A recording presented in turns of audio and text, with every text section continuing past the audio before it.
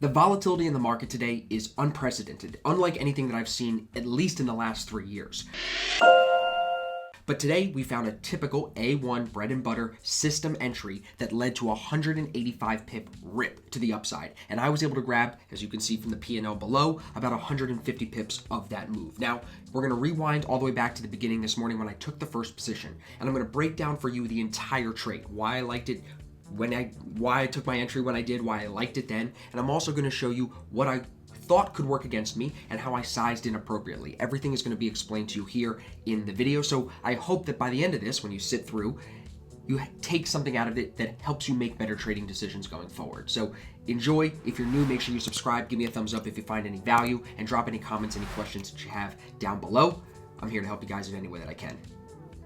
Morning traders. It is Tuesday, March 24th. I am in my trade of the day, we'll call it. So I've been scalping EurCad. This morning I was in and out in profit, but it wasn't moving for me. So I kind of walked away for a little bit, made another cup of coffee, came back at about 5:30, 5:45, and I found another entry following the same bias to buy it, to see it come higher. So I got back in, and now I've added to that position. So all three entries you see here on my FX trade app are in profit. The best entry is up about 70, 68 pips. The worst entry, the smallest entry, is up 43 pips. So it finally took off in the direction that I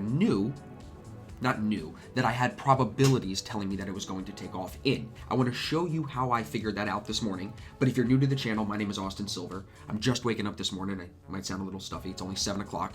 This is another trade here that I'm going to show you how we're making money before the stock market even opens. Today, Dow futures are up 900 points. They hit limit up. So every day now, because of this coronavirus craziness, it's up, down, up, down. The volatility in the stock market is insane, but that's creating more opportunities for us here in the FX market to see massive rips like this. Go back 4 or 5 months ago to my recaps, I was not catching 80 pip rips on EurCad. It just wasn't moving like that. But because this coronavirus stuff is taking over the world, because we're seeing the potential, if not already, for the US to be in a recession, it's just creating massive volatility, which means big moves. But you gotta have systems and rules that put you on the right side, in the right direction, and in the right timing with these trades. So now I'm up 80 pips as this thing continues higher. You can see my stop is locked on all three positions if you look at the entry price compared to the stop loss price. So I can't lose any money on this trade now.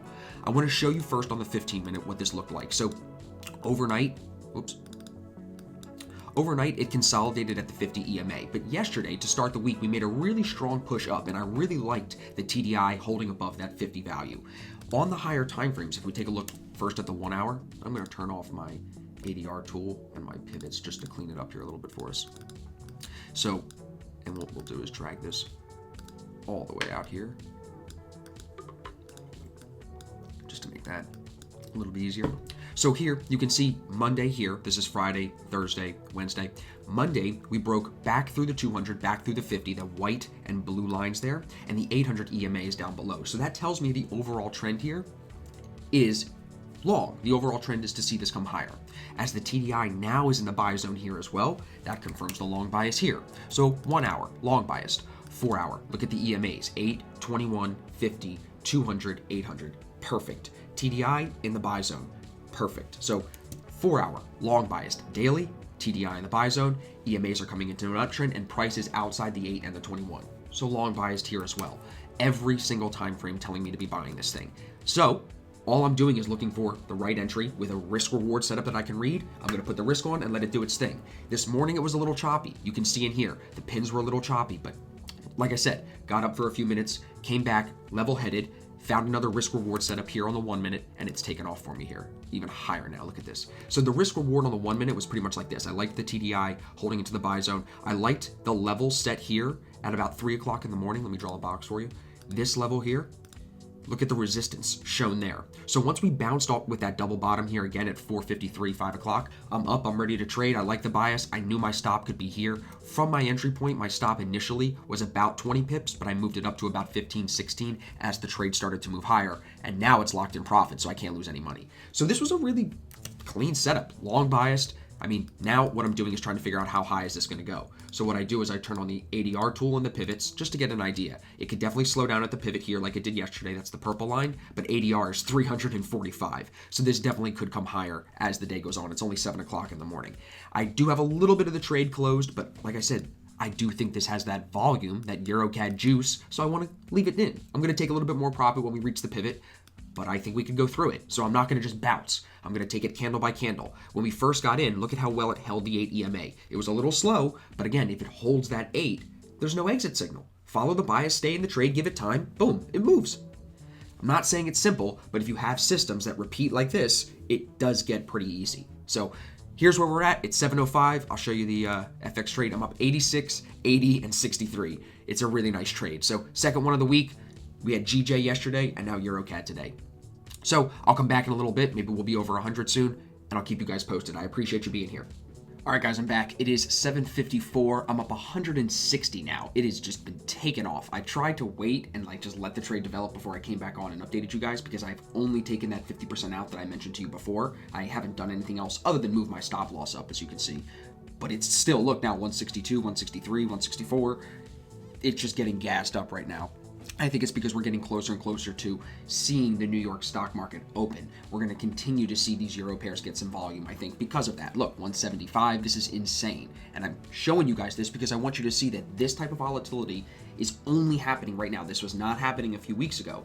But these same systems that I've been trading for the last 5 years are still providing setups like this for us now. So if you follow good technical systems, the volatility will just help you when it's there. If you're trading and trying to guess all over the place, volatility is going to look like it's very difficult to trade. But if you're being disciplined, like I was today, and you're following your rules, look, 182, 183, this is insane. So it's an awesome trade. I'm going to take a little bit off here as it continues to push in the next 4 minutes as this candle closes. I will come back on and update you guys if I make any drastic changes, but I'm going to give this more time because I think we're still going to get push here. Look, I'm almost up 190 now. So it's an awesome trade. So I'll be back in a few minutes and I'll let you know how we manage the end of this thing here into the New York Open. Okay, guys, it is just about 10 o'clock. I am now out of the trade. As you can see, I was stopped just about 15 minutes or so ago while I was making breakfast in profit on the 25% or so of the position that I still had in. Now, I've explained the entire trade to you, but I want to touch on one more piece about this. People are going to say, Austin, how do you know when to get out of this trade? How do you get out at the top? It's very, very difficult to do that. This didn't reach its ADR, and it went through that pivot, but it didn't stop at the pivot. It kind of just disregarded the pivot. So it didn't use any structural level to kind of say, hey, this is where we're going to stop and come off of. It just rose and then came back down. Now, that could be because of a fundamental reason. That could be because of a million different things. That's not what we're going to try to figure out. What we're going to do is try to consistently manage these trades the same way so that they put money in our pocket more times than not. That's why you see in all of these trades, I'm raising my stop loss as the trade moves higher in case it does something like this, and I take profit as it moves up as well. I took a little bit more off as it pushed higher here. If we flip this to here, you'll see my notes again. On the 1 minute, you can see it coming back down now. I took off a little bit more here, right? Another 25%. I don't remember if that was in the first clip or not, the previous clip, but either way, I want to show you here. When it pushed really, really hard, I mean, on the 1 minute here, we're looking at, I want to measure it so you guys can see. Off the 21 EMA, within 10 minutes or so, 15 minutes, we moved 100 pips. So after that push of another 100 pips, after I was up about 80, I took another chunk of it, but as you can see, it didn't hold that level. It actually came down, and it took me out of the rest of the position here, back at, looks like the 1 minute 800, which is the same thing as the 15 minute 50. And that's where I had my stop locked. But I think you guys get the point on this trade. I think you understand now how I'm managing them consistently. And if you don't, go back and watch other live trade recaps that I have here on the channel. That's why I put all of my trades out, because I want you guys to see they're all the same few patterns over and over and over again. And that is the point of this video. So now it's 10 o'clock. I'm done trading.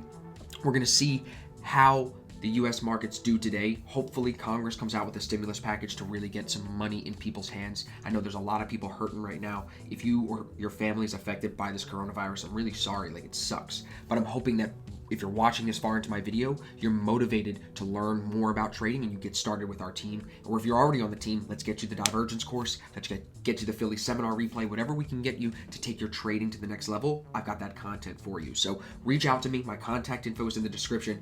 Make sure you're subscribed. And if you found any value, please, the thumbs up button really helps. That's all I need. I appreciate it very much. And I'll see you guys in the next trade.